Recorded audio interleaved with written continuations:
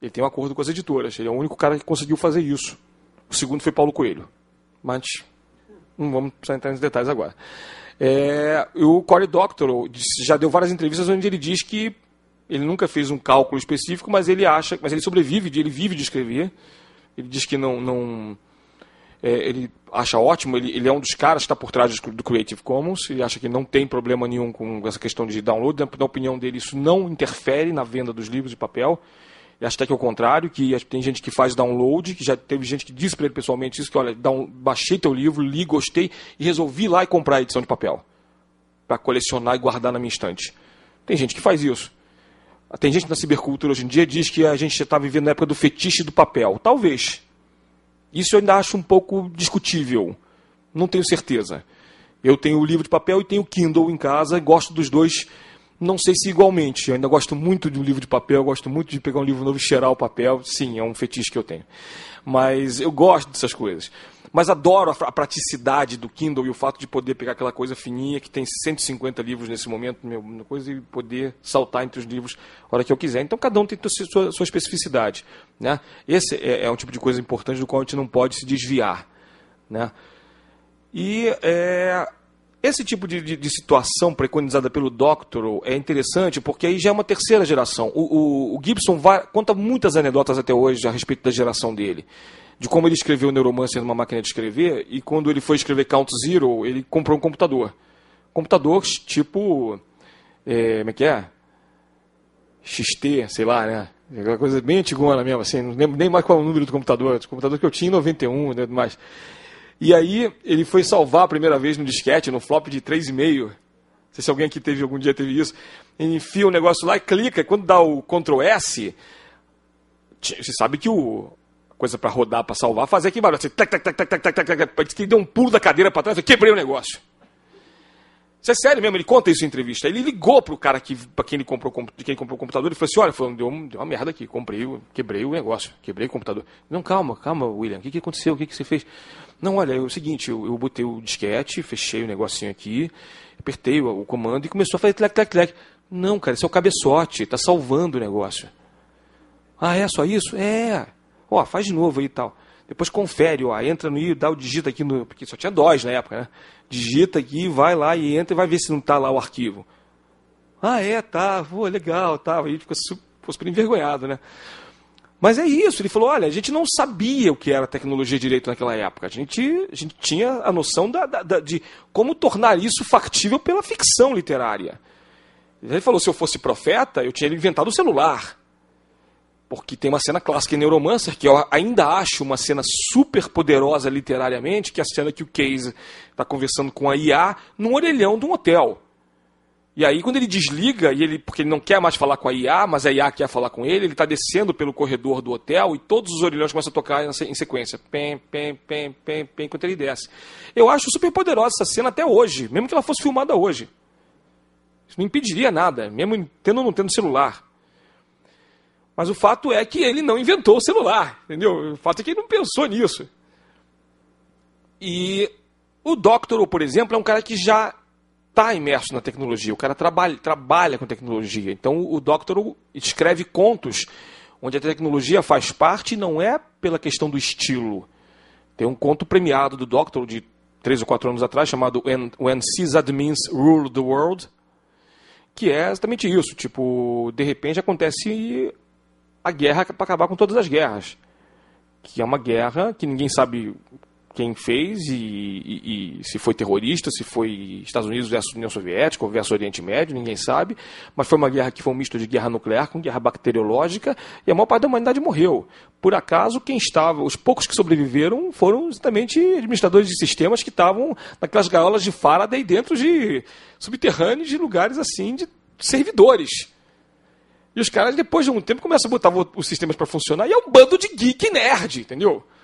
Mas a gente se reconhece, porque é um bando de cara que tem camiseta de Star Trek, de Superman, de Batman, e começa a falar de ficção científica, e tem coisas engraçadas entre aspas, né? Se fosse realidade, a gente matava um cara desse, né? A cena de que eles ficam lá passando fome, comendo só aquele salgadinho. Bom, salgadinho, eles não passam fome, que todo mundo nerd só vive disso mesmo, né? Comer batata frita e refrigerante, né? Os caras ficam uma semana para ver se o efeito da guerra bacteriológica acabou. Quando eles decidem pegar dois caras e dizem, olha, vamos embora, a gente não aguenta mais, vamos sair daqui, estamos indo embora. Pô, não vai não, vamos embora. Não, vai não, vamos embora, tá. Então, pô, se vocês forem, boa sorte pra vocês, tá, tchau. Aí os caras vão, daqui a pouco os caras, plop, desabam no chão. Pum, cara, os caras morreram, caramba. Aí daqui a pouco os caras levantam e começam a dizer, sacaneamos vocês. Eu falei, que isso, cara, vocês são doentes. Eu falei, claro que são doentes, são nerds, né, são geeks, porra. Mas só o Cory Doctorow para fazer um negócio desse. Por quê? Porque você já tem que estar você tem que viver isso. O próprio Gibson assume. Eu não era um geek. Né? Mas no Neuromancer não deixa de ser maravilhoso por causa disso. Mas cada geração tem, né, o seu comportamento que merece. Né? Então você vai vendo esse tipo de coisa ao longo do tempo. E você vai chegando... Eu estou me aproximando já do final da minha fala. Né? Vamos chegando a 2010. O que a gente vai tendo agora? É muito interessante. Eu já conversei várias vezes com a Lídia, conversei também com o Thiago Falcão, da Federal da Bahia, e com outras pessoas que têm lido muito cyberpunk de poucos anos para cá. E é uma coisa muito interessante, porque agora sim, talvez esteja pintando um cyberpunk, assim como o steampunk, no sentido de pessoas que nasceram depois que Neuromancer foi escrito. E essa é a coisa mais fascinante para mim agora. É conversar com pessoas que ainda não existiam quando Neuromancer foi escrito. E algumas não existiam nem quando eu li Neuromancer pela primeira vez, que foi 5 anos depois que Neuromancer foi escrito. Entendeu? Que ainda não existia o web, a gente não tinha a Amazon para pedir o livro na hora, né? Então, quer dizer, só fui saber que Neuromancer existia 3, 4 anos depois, só consegui pedir 5 anos depois o livro. Né? E interessante é ver como cada um reage à leitura do livro. Eu tive a oportunidade há pouco tempo de conversar com o Otávio Aragão, que é várias pessoas aqui do auditório conhecem, que é um escritor famoso de ficção científica brasileiro, designer gráfico também, professor universitário, doutor também. E é um dos poucos caras que eu conheço da minha geração que não tinha lido Neuromancer até poucos anos atrás. Aí o cara leu. Aí eu falei, e aí, Otávio, gostou? Não. Eu falei, pô, como não, cara? Pô, bicho, não sei. Eu não gostei. Pô, não consegui gostar. Assim, entendi qual é do Gibson, entendeu? Eu respeito o cara, mas não consegui gostar. Mas foi engraçado, né?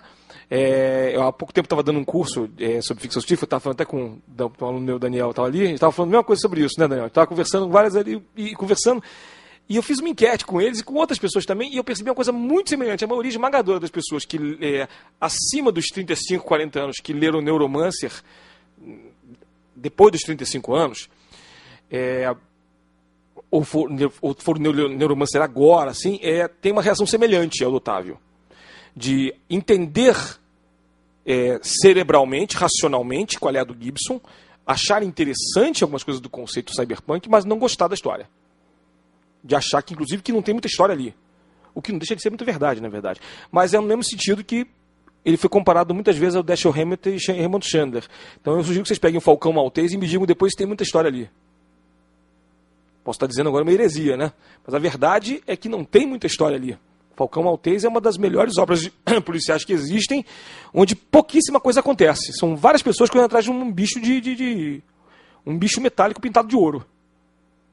Agora, é brilhantemente escrito. E esse é o barato da literatura. A ficção científica não fica atrás.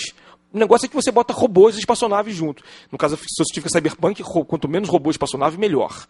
Você bota mais computador, plugs, realidade virtual, eventualmente, descorporificação. Né? Tem outras características que eu poderia falar aqui, mas não precisa se estender tanto.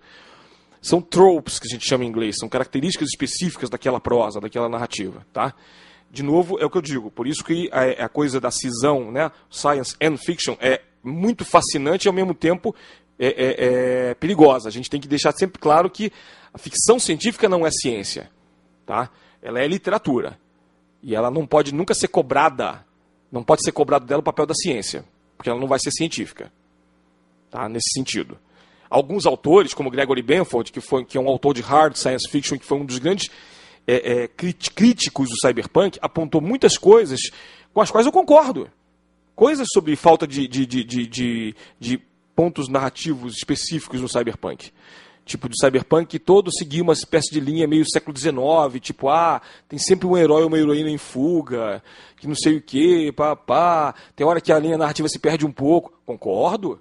Concordo, mas talvez o objetivo do Cyberpunk nunca fosse nada além disso, fosse mostrar o entorno, mostrar como é a sociedade da época, como a sociedade se relaciona com relação a determinadas coisas específicas daquele tempo, né?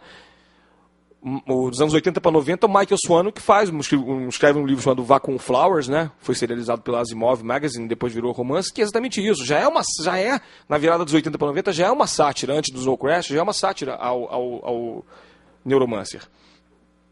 Então o que eu acho interessante nessa quarta idade do Cyberpunk agora é essa geração nova que está surgindo, que é o seguinte, tem muita gente que agora é o contrário do pessoal dos 35, né? O pessoal de 18, 19, 20 anos está lendo Neuromancer agora, a maioria está gostando dos que eu conversei, né? Mas é muito interessante que a minha geração, evidentemente, só tinha como referência Cyberpunk ou Cyberpunk que surgiu, que era o que a gente aqui carinhosamente chama de Cyberpunk de raiz, entendeu?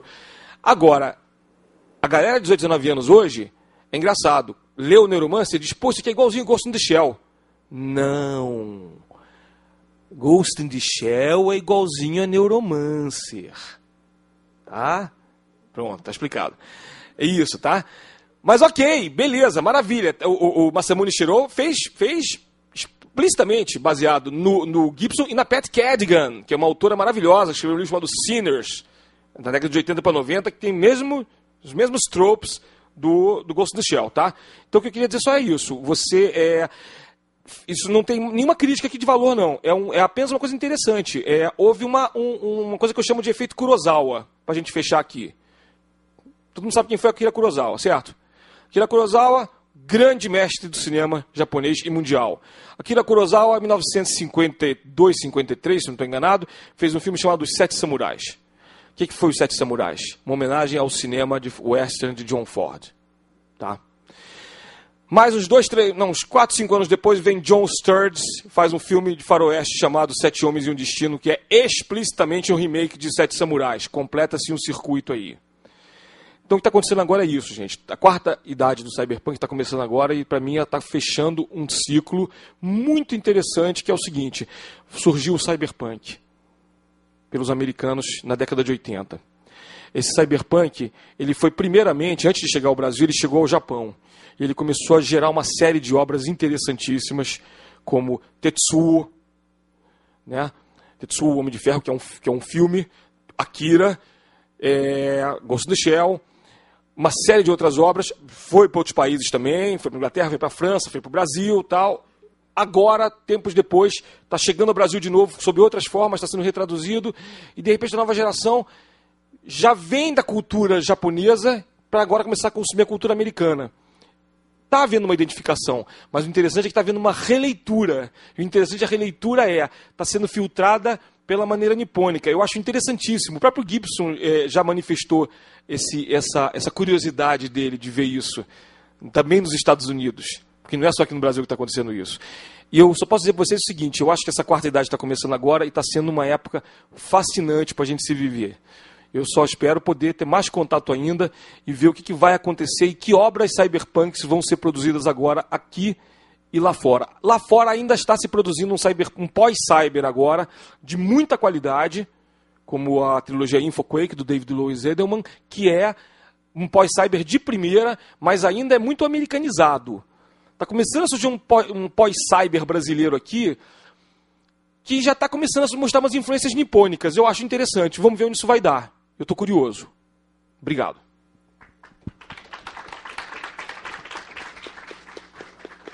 Obrigada, Fábio. Agora o Rodolfo vai falar. Boa tarde para todos. Eu gostaria de agradecer a Lídia, o professor Walter, pelo convite e principalmente parabenizá-los, né, pela organização de um evento como esse. O nosso país cada vez precisa mais de eventos que debatam, né, a ficção científica, as subculturas, né, uma realidade assim cada vez mais presente, né. O que eu me proponho aqui é um pouco perigoso, né, é discutir, na verdade, dois romances de ficção científica brasileira, que tem um diálogo muito próximo com o cyberpunk, né? E um deles é Os Dias da Peste, do Fábio Fernandes, que acabou de falar, né? Por isso que é perigoso, né? E o outro é